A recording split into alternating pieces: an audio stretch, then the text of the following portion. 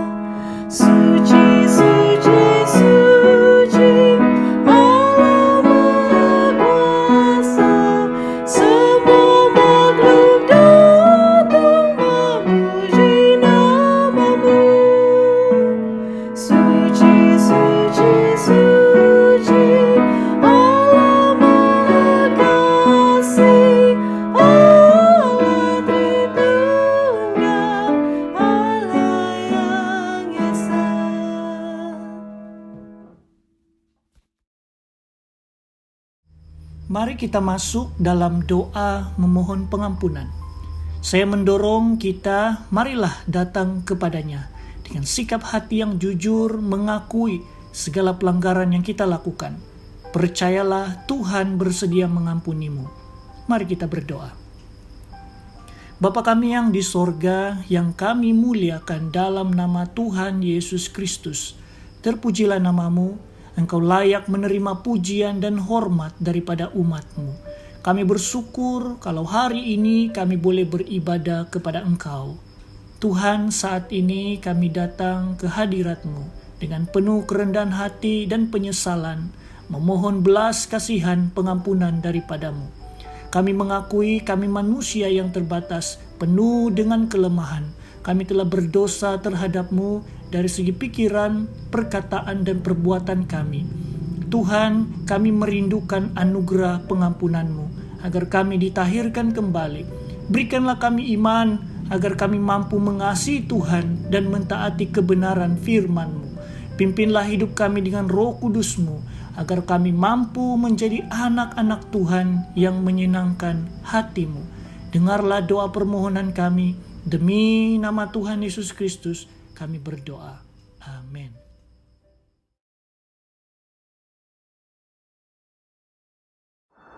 Maka Yesus dibawa oleh Roh ke padang gurun untuk dicobai iblis.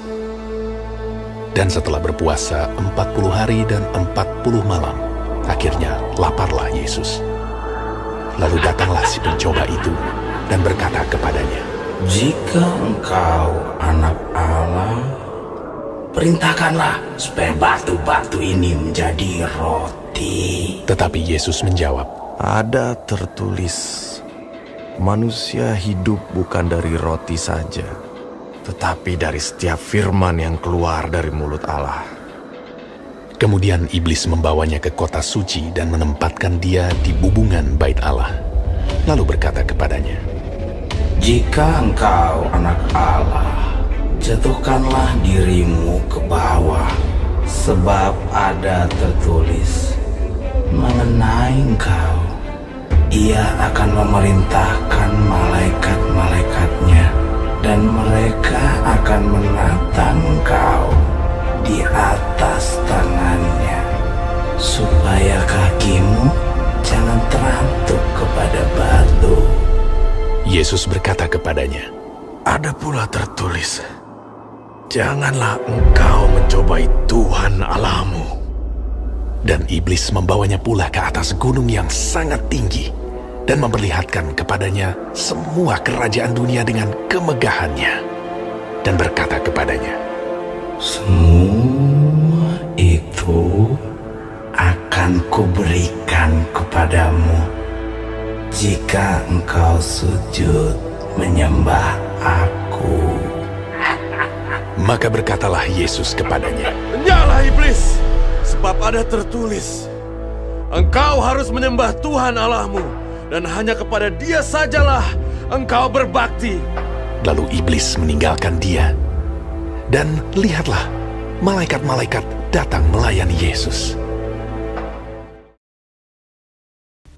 Saudara dan saudari, marilah kita mengakui iman kita di hadapan Allah dengan mengungkapkan pengakuan iman rasuli.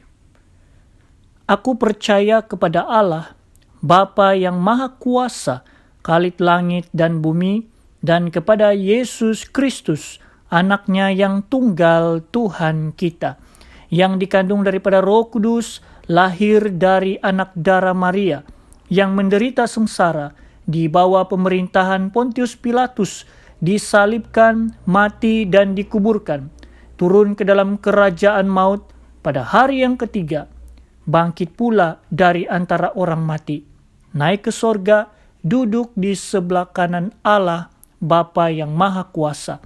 Dan dari sana Ia akan datang untuk menghakimi orang yang hidup dan yang mati. Aku percaya kepada Roh Kudus, gereja yang kudus dan am, persekutuan orang kudus, pengampunan dosa, kebangkitan tubuh, dan hidup yang kekal. Amin.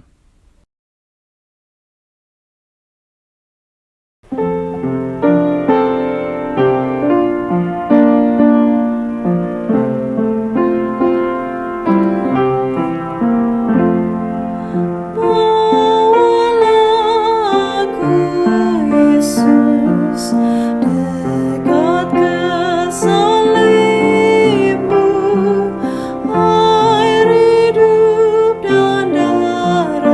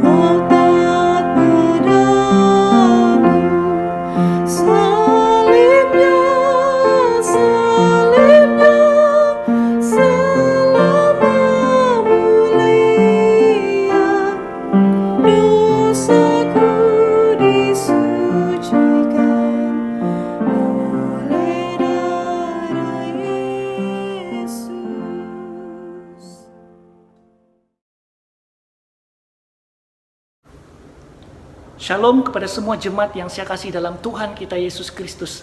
Senang sekali dapat menyapa Anda di dalam ibadah online pada hari ini. Kiranya kita semua dalam keadaan yang baik dalam lindungan Tuhan. Kita bersyukur hari ini kita masih diberi kesempatan untuk beribadah. Dan pada minggu ini kita sudah memasuki minggu pertama Lent, yaitu minggu Prapaskah. Nah, jadi masa Prapaskah ini adalah waktu di mana umat Kristen mempersiapkan diri untuk menyambut Paskah dengan doa, dengan pertobatan, dengan penyangkalan diri atau berpuasa. Jadi masa Prapaskah ini adalah masa di mana kita merenungkan karya Yesus di kayu salib, pengorbanannya, penderitaannya karena dosa-dosa kita, kematian dan kebangkitannya memberikan kita jaminan keselamatan hidup yang kekal. Kiranya saudara di dalam kita merenungkan karya Yesus di kayu salib, membuatkan kita semakin bersyukur dan menjadikan hidup ini untuk memuliakan Tuhan. Dan kiranya kita semakin kuat untuk kita mengalahkan pencobaan di dalam kehidupan kita. Jadi saudara, di minggu pertama Lent ini kita akan mendengarkan khotbah yang berjudul Mengalahkan Pencobaan Hidup, yang didasari daripada Injil Matius pasal yang keempat ayat 1 hingga 11. Sebelum itu mari kita berdoa, saya pimpin kita di dalam doa. Bapa kami yang di sorga, yang kami sembah dalam nama Tuhan Yesus Kristus, kami bersyukur untuk kesempatan ini kami boleh mendengar dan belajar firman-Mu. Berkatilah semua yang mendengar, agar kami diberikan pengertian untuk boleh mengerti mendalam apa yang Tuhan mau kami belajar hari ini daripada firman-Mu. Dan hamba-Mu yang berbicara, pakailah hamba-Mu sesuai dengan kehendak-Mu. Kami siap mendengar firman-Mu. Berbicaralah di tengah kami demi nama Yesus Kristus. Kami sudah berdoa. Amin. Nah, saudara dan saudari yang dikasihi Tuhan Yesus Kristus, pencobaan dan ujian itu dapat berjalan dalam masa yang sama, tetapi memiliki tujuan yang berbeza dan juga berasal daripada sumber yang berbeza. Di dalam kisah Yesus ini kita perhatikan Allah mengizinkan iblis mencobai Yesus. Tetapi dalam masa yang sama juga Allah menggunakan keadaan yang sama untuk menguji Yesus. Nah, jadi saudara, Yesus dicobai ini bukanlah secara kebetulan, tetapi atas izin Allah. Kalau kita perhatikan di ayat yang pertama, di situ dikatakan maka Yesus dibawa oleh Roh ke padang gurun untuk dicobai iblis. Nah, jadi yang mengizinkan Yesus dicobai ini adalah Allah. Jadi di sini kita dapat melihat pencobaan dan ujian itu berjalan dalam masa yang sama. Jadi kita perlu bezakan antara cobaan dan ujian. Cobaan itu sumbernya adalah daripada iblis yang bertujuan supaya Yesus kalah, Yesus gagal, dan Yesus berhenti menyembah Allah. Atau dalam arti kata yang lain, iblis membuatkan manusia semakin jauh daripada Allah. Nah, manakala ujian itu sumbernya daripada Allah yang bertujuan supaya Yesus semakin kuat, menang, dan semakin berharap pada Allah.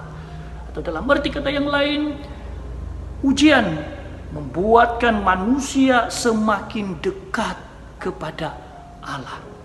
Nah, jadi saudara, menariknya di dalam kisah Yesus ini, Yesus yang adalah anak Allah di dalam kemanusiaannya memberikan saudara kita teladan bagaimana kita dapat mengalahkan pencobaan hidup.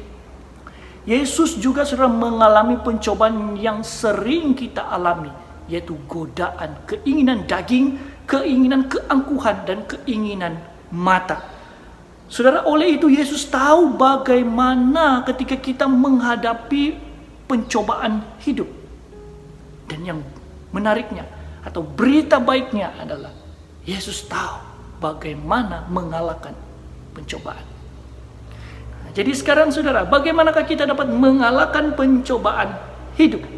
paling tidak ada 3 poin yang saya akan sampaikan kepada kita untuk kita boleh belajar bersama-sama bagaimana kita dapat mengalahkan pencobaan hidup. Yang pertama adalah menghidupi firman Tuhan. Perhatikan di ayat yang kedua hingga keempat. Dan setelah berpuasa 40 hari dan 40 malam, akhirnya laparlah Yesus. Lalu datanglah si pencoba itu dan berkata kepadanya, "Jika engkau anak Allah, perintahkanlah supaya batu-batu ini menjadi roti." Tetapi Yesus menjawab, "Ada tertulis, manusia hidup bukan dari roti saja, tetapi dari setiap firman yang keluar daripada mulut Allah."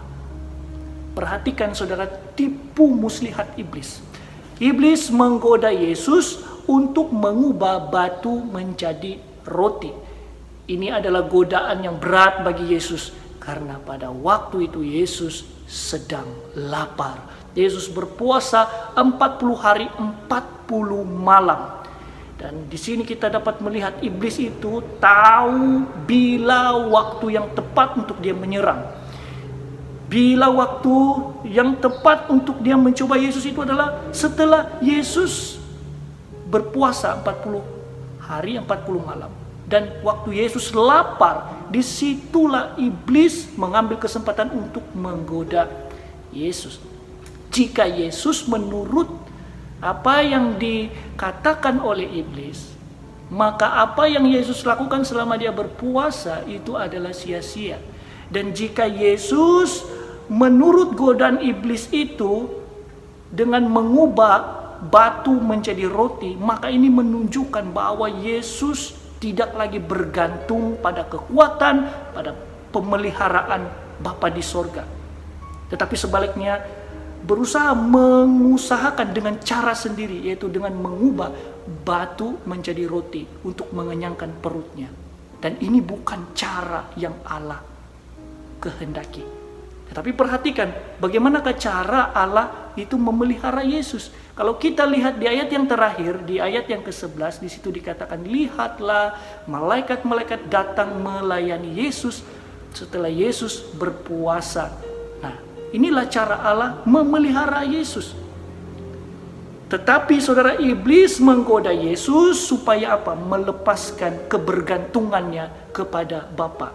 Melepaskan kepercayaannya kepada Bapa yang memelihara. Tetapi menariknya saudara, Yesus tidak melepaskan kebergantungannya kepada Bapa. Sebaliknya Yesus menjawab, "Ada tertulis, manusia hidup bukan dari roti saja, tetapi dari setiap firman yang keluar dari mulut Allah."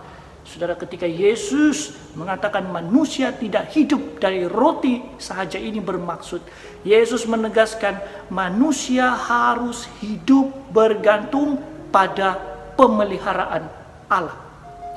Yesus mau menunjukkan ada hal yang lebih penting daripada sekadar mengenyangkan perut, yaitu yang lebih penting itu adalah menghidupi firman Allah.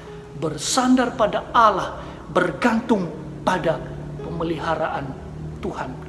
Dan menariknya saudara, setiap kali Yesus melawan godaan iblis ini, Yesus selalu berkata apa? Ada tertulis. Yesus secara konsisten berkata di dalam 3 pencobaan ini, Yesus berkata ada tertulis. Menunjukkan saudara, di sini Yesus tidak hanya menghafal ayat-ayat tertentu di dalam kitab suci, tetapi Yesus sungguh-sungguh menghidupi firman itu, sehingga Yesus tahu apa yang dia perlu jawab ketika iblis itu menggodanya. Karena saudara, Yesus adalah firman yang menjadi manusia. Dia dalam wujud manusia.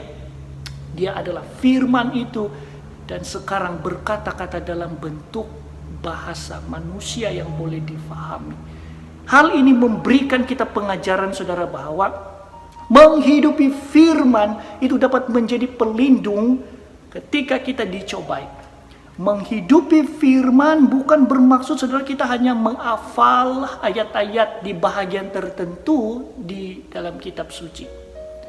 Tetapi kita betul-betul sungguh menghayati firman itu dan mempraktikkannya, melakukan di dalam kehidupan kita sehingga firman itu mendarah daging di dalam kehidupan kita. Jadi saudara, firman Tuhan dapat menolong kita menahan keinginan daging. Firman Tuhan dapat menolong kita mempercayai pemeliharaan Allah itu sempurna bagi kita sehingga kita tidak meragui Dia. Tetapi saudara, jika kita tidak mengisi jiwa kita ini dengan firman Tuhan, maka kita akan sangat mudah jatuh dalam godaan iblis. Jadi kita harus berhati-hati ketika kita mulai berpikir bahwa kitalah pemelihara hidup kita sendiri. Kita hidup di dalam pikiran kita sendiri tanpa mau bergantung lagi kepada Allah, tanpa mau berserah lagi kepada Allah. Inilah pikiran-pikiran yang iblis taburkan di dalam pikiran kita. Dan pikiran-pikiran seperti ini saudara harus kita tolak dengan segera. Ingat, nasihat iblis itu selalu membuat kita berpikir untuk melepaskan diri dan tidak bergantung pada Allah. Tapi berita baiknya saudara, kita dapat mengalahkan pikiran-pikiran seperti ini jika pikiran kita atau hati kita dan seluruh hidup kita dipenuhi dengan firman Tuhan.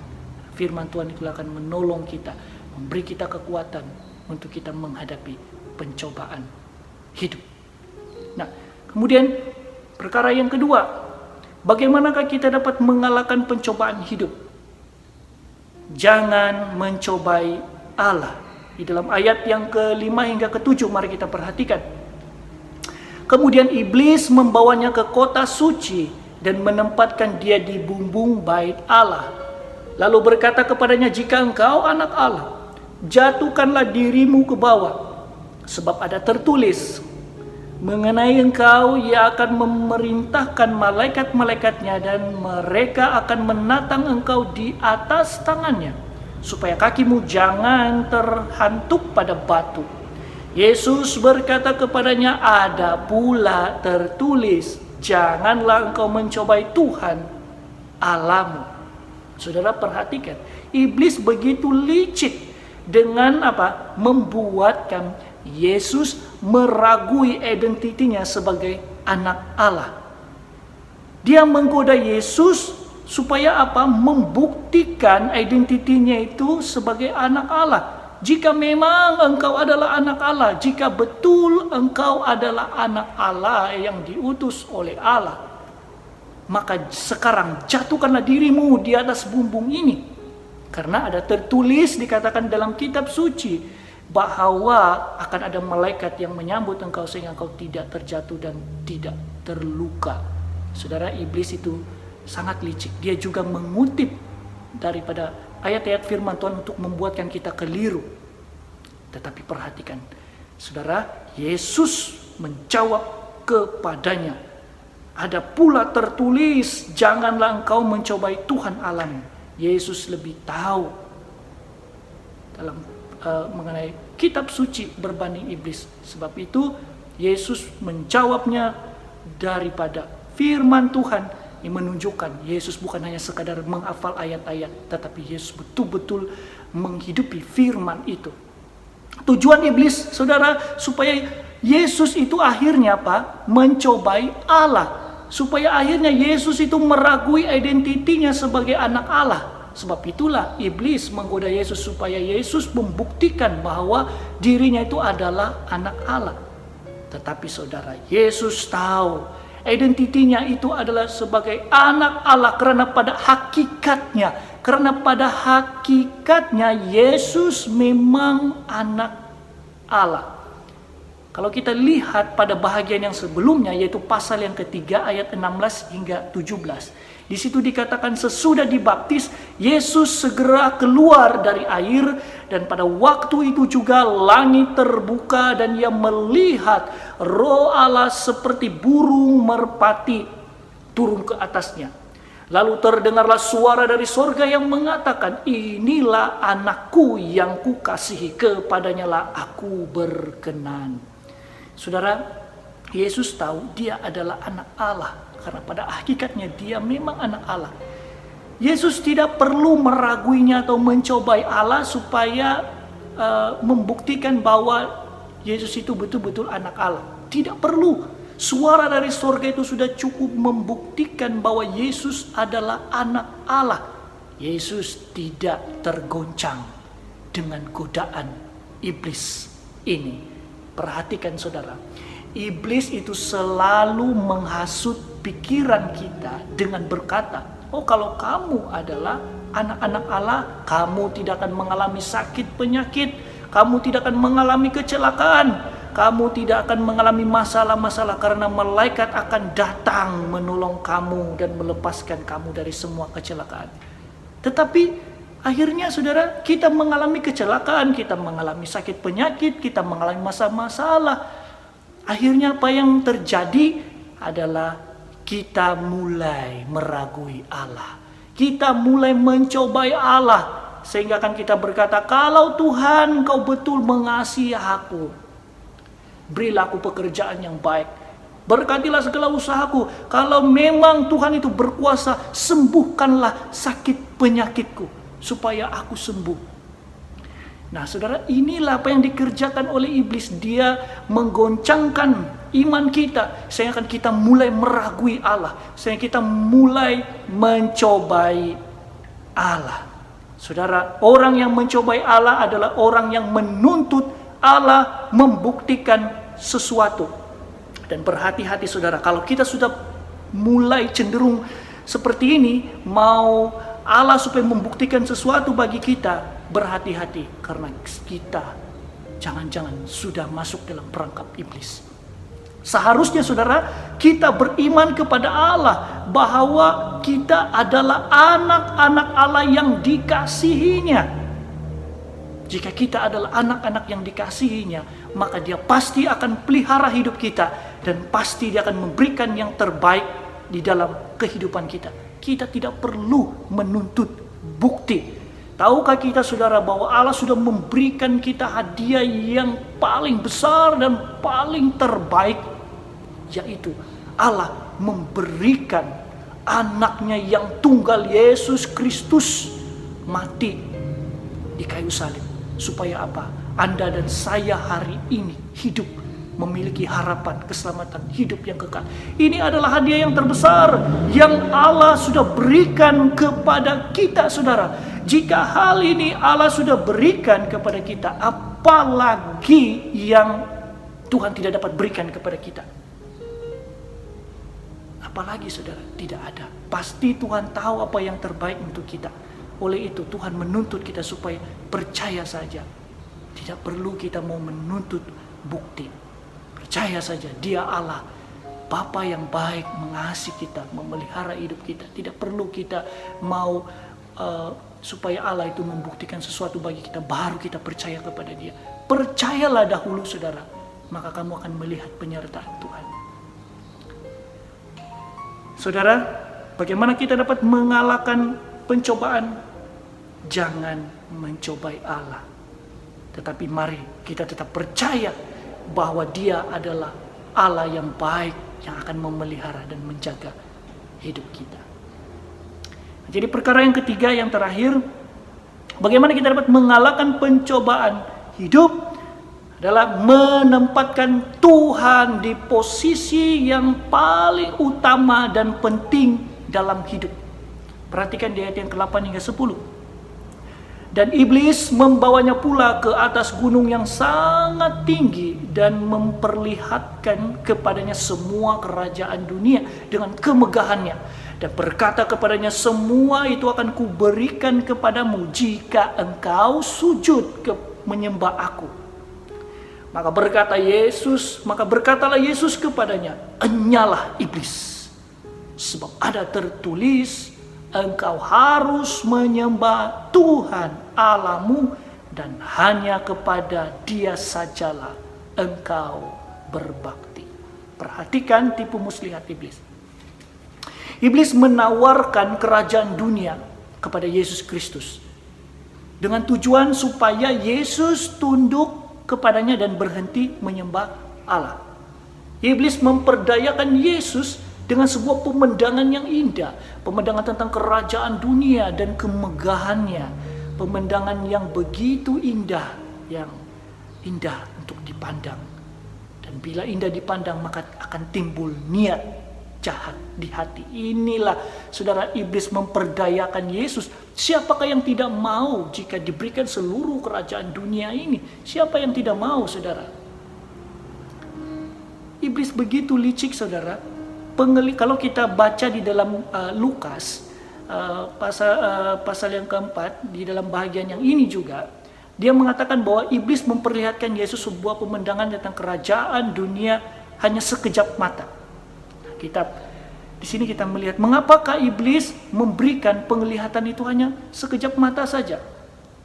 Inilah taktik iblis, saudara, bahwa ketika dia memperlihatkan itu sekejap mata saja, dia membuatkan kita ketagih untuk mencari dia, mencari dia terus, supaya kita menuruti kehendaknya untuk memiliki pemandangan yang dia sudah tawarkan kepada kita. Luar biasa taktik iblis, saudara. Kita harus berhati-hati sehingga akhirnya dengan demikian kita berhenti menyembah Allah dan kita mentuhankan iblis. Perhatikan, saudara, kelicikan iblis. Dia selalu memberikan kita tawaran-tawaran yang berkaitan dengan keinginan hati, bukan apa yang kita perlukan.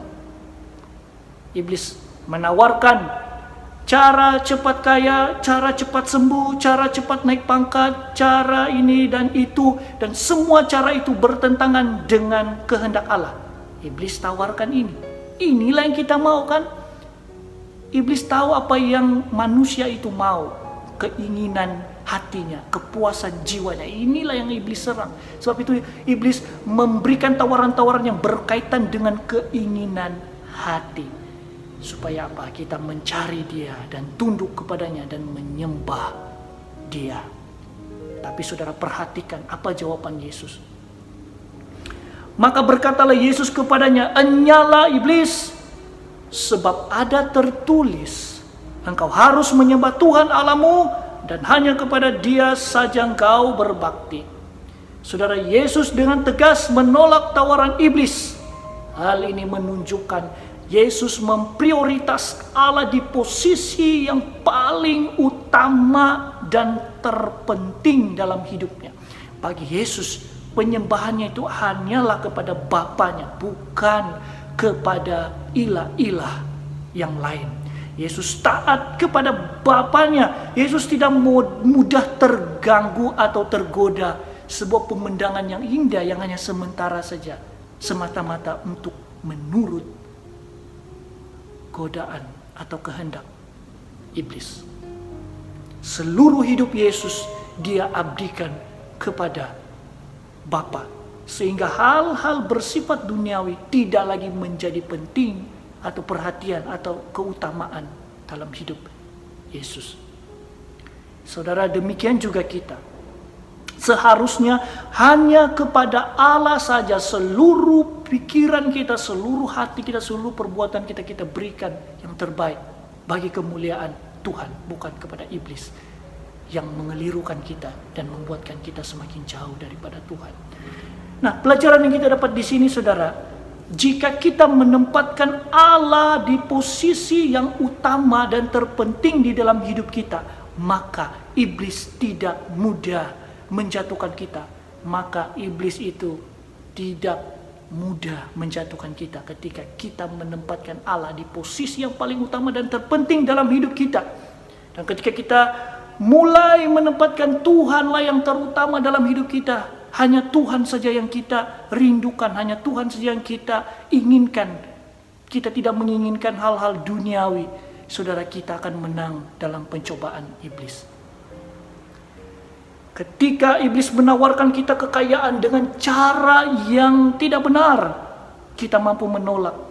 Karena kita tahu yang terpenting bukan uang, bukan kemewahan, tetapi yang terpenting adalah pribadi Allah itu sendiri, yang pasti akan memelihara menurut caranya yang terindah dan terbaik.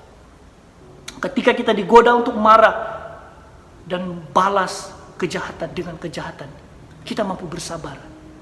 Karena kita tahu, bukan kepuasan jiwa kita ini yang harus dipuaskan, tetapi hati Bapa yang harus disenangkan.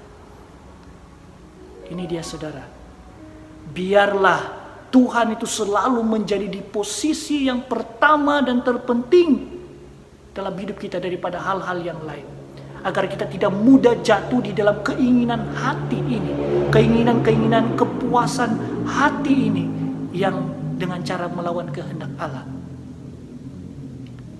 Jadi saudara dan saudari yang saya kasih dalam Tuhan Yesus Kristus, biarlah melalui prapaskah ini kita bertobat daripada segala pelanggaran kita, segala perbuatan dosa yang kita lakukan, segala ketidakbergantungan kita kepada Allah, segala kesombongan diri kita, segala keinginan-keinginan hati yang bertentangan dengan kehendak Allah. Marilah saudara, biarlah di masa prapaskah ini kita kembali berbalik kepada Allah dan bertobat kepada Allah. Pilihan ada di tangan kita, mau jadi pemenang atau korban. Jika kita mau jadi pemenang, saudara, mari ikutlah jejak Yesus Kristus, bagaimana Yesus mengalahkan pencobaan hidup.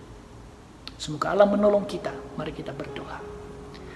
Bapa kami yang di sorga, terima kasih untuk firman-Mu yang memberikan kami kekuatan bagaimana kami dapat mengalahkan pencobaan hidup.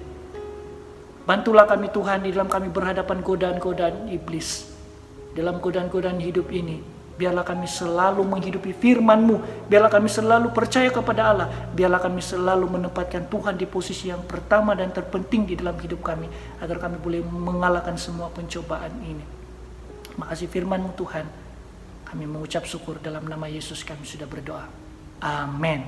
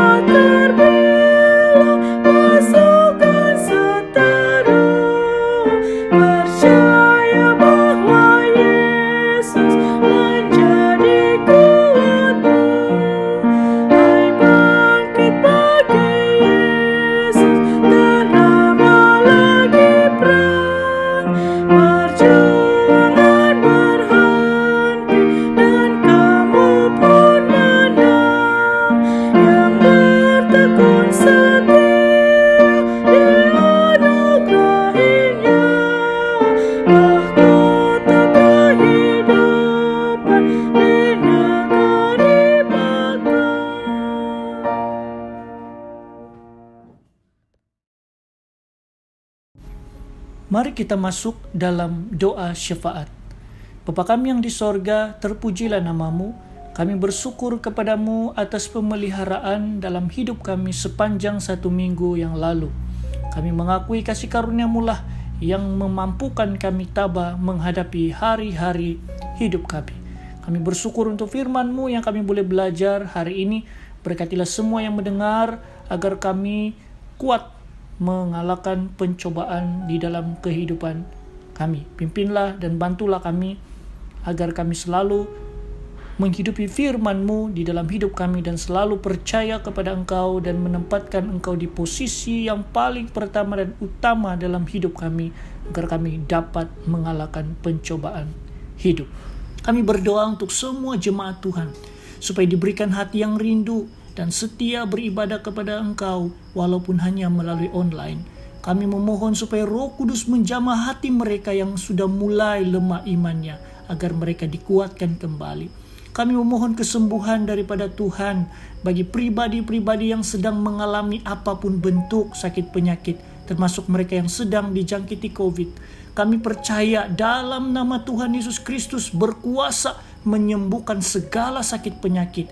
Kiranya kesembuhan terjadi dalam tubuh mereka sesuai dengan kehendak Tuhan. Berikanlah mereka iman sehingga ada kekuatan dan kesanggupan untuk menanggung segala penderitaan mereka. Kami memohon pertolongan Tuhan supaya lenyapkanlah virus corona ini dari muka bumi kami. Tetapi biarlah itu terjadi sesuai dengan kehendak-Mu. Kami memohon hikmat kebijaksanaan untuk hidup di tengah-tengah kesukaran hari ini. Berilah kami kemampuan untuk berjuang dan bertahan. Berikanlah hati setiap rakyat untuk bertanggung jawab bersama-sama kerajaan memerangi penularan virus ini dengan mematuhi SOP dan menerima vaksin. Lindungilah semua barisan hadapan dan berilah mereka kekuatan, kemampuan, dan kesanggupan untuk memikul dan melaksanakan tugas mereka. Kami berdoa untuk keadaan negara kami dari segi politik, sosial, dan ekonomi. Kami percaya bahwa pemerintahan Tuhan adalah yang terbaik. Oleh itu kami mohon pemerintahan mula yang terlaksana di negara kami, juga di dunia ini. Berkatilah para pemimpin kami, berilah mereka hati yang penuh dengan kasih Allah dan hikmat kebijaksanaan, agar mereka dapat mentadbir negara seperti yang Tuhan kehendaki. Kami bersyukur kalau hari ini kami diberikan kesempatan untuk memberi uang persembahan kepada gereja untuk pelayanan kerajaan Allah. Apa yang kami punya, inilah yang kami berikan dengan hati yang penuh ucapan syukur, sukacita, dan rela. Berkatilah uang ini supaya dapat diguna pakai dalam pelayanan gereja bagi kemuliaan nama-Mu. Dengarlah permohonan kami, demi nama Yesus Kristus kami sudah berdoa. Amin.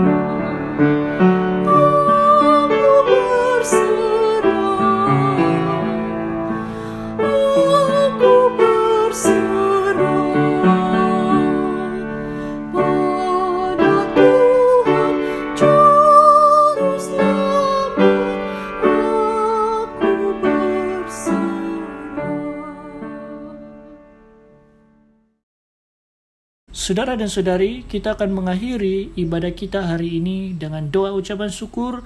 Kemudian kita akan mengungkapkan doa Bapa kami. Dan setelah itu dengan iman, kita akan menerima berkat daripada Allah. Mari kita berdoa. Terima kasih Tuhan Yesus, kami bersyukur untuk penyertaan-Mu sepanjang ibadah kami hari ini. Pimpinlah hidup kami dalam kami memulai minggu yang baru, agar kami lebih kuat untuk mengalahkan pencobaan dalam hidup kami. Mari kita bersama-sama mengungkapkan doa Bapa kami. Bapa kami yang di sorga, dikuduskanlah nama-Mu, datanglah kerajaan-Mu, jadilah kehendak-Mu di bumi seperti di sorga. Berikanlah kami pada hari ini makanan kami yang secukupnya, dan ampunilah kami akan kesalahan kami, seperti kami juga mengampuni orang yang bersalah kepada kami. dan janganlah membawa kami ke dalam pencobaan, tetapi lepaskanlah kami daripada yang jahat, karena Engkaulah yang empunya kerajaan dan kuasa dan kemuliaan sampai selama-lamanya. Saudara dan saudari, terimalah berkat daripada Tuhan Allah dengan iman. Semoga Allah damai sejahtera menguduskan kamu seluruhnya, dan semoga roh, jiwa, dan tubuhmu terpelihara sempurna dengan tak bercacat pada kedatangan Yesus Kristus Tuhan kita. Amin. Amin.